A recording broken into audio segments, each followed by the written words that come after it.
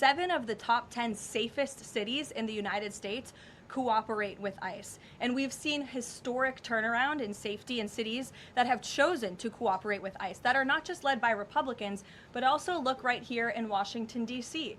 We had a great level of cooperation with Mayor Bowser in the local government, and we have been able to remove thousands of illegal aliens from the District of Columbia, where you all live, so you can thank President Trump for that. The murder rate in Washington, D.C. has plummeted as a result. There were no riots, there were no protests, nobody was tragically killed as a result of that level of cooperation between federal and local authorities. And again, that's all the president is asking for in Minnesota. It's totally common sense. Jared, go ahead. Thank you. Caroline, in this process, you continue to describe the situation in Minneapolis as chaos. Was there any mistake made by Secretary Noem that led the president to send Mr. Homan there? I'm sorry, I don't understand your question. Did Secretary Noem make a mistake which led to...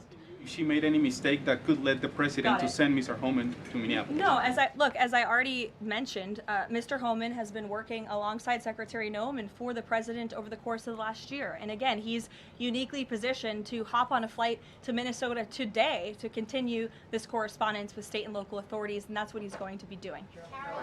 Fran.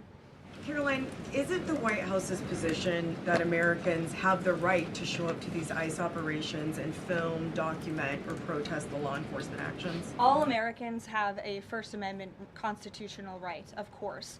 But Americans do not have a constitutional right to impede and obstruct lawful immigration enforcement operations. That is actually a crime, and it's something that we've seen taking place in the streets of Minneapolis, which again is leading to these dangerous circumstances that these federal law enforcement officers have been forced to work within. Back to the call with Governor Walz this morning, the president described it as respectful. He said we seem to be on a similar wavelength, but you had strong criticism for the governor and the Minneapolis mayor, Jacob Frey, just now. So could you explain the difference in tone between what the president had said in his True Social post and I think some of the criticisms that you just levied from the podium? Fran, I think the criticisms that I laid out, I'm painting the picture for all of you in this room, are what led to the moment that we are in today, where Governor Walz and President Trump are having a conversation, a constructive and productive conversation to end the chaos and the lawlessness that has taken place in Governor Walz's state.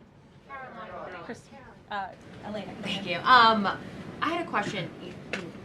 With Homan now going to Minnesota, is Gregory Bovino also going to remain in Minnesota overseeing these ICE operations? Mr. Bovino is a wonderful man, and he's a great professional.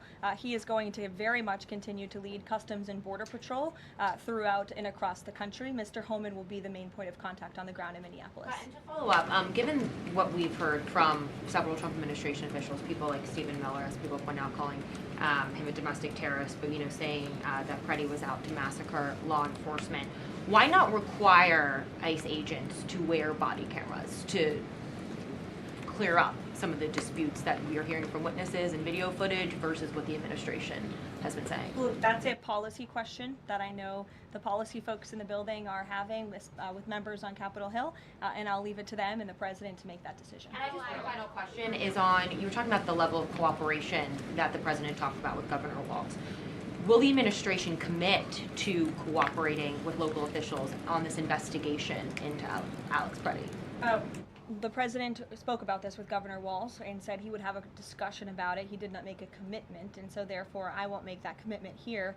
I would just remind all of you in the media, because I've seen a lack of reporting on this fact, there are investigations into what took place on Saturday. The Homeland Security investigations and the FBI have teamed up for an investigation, and there's also an internal CBP investigation, an internal review of what is happening on the ground in Minnesota. The president supports those investigations, and as I've said repeatedly, he wants to see them move forward. Phil. FBI Director Kash Patel said in a Sunday interview, quote, "You cannot bring a firearm loaded with multiple magazines to any sort of protest." Does the president believe the Second Amendment rights remain in effect even when protesting? The president supports the Second Amendment rights of law-abiding American citizens. Absolutely. There has been no greater supporter or defender of the right to bear arms than President Donald J. Trump. So while Americans have a constitutional right to bear arms, Americans do not have a constitutional right to impede lawful immigration enforcement operations.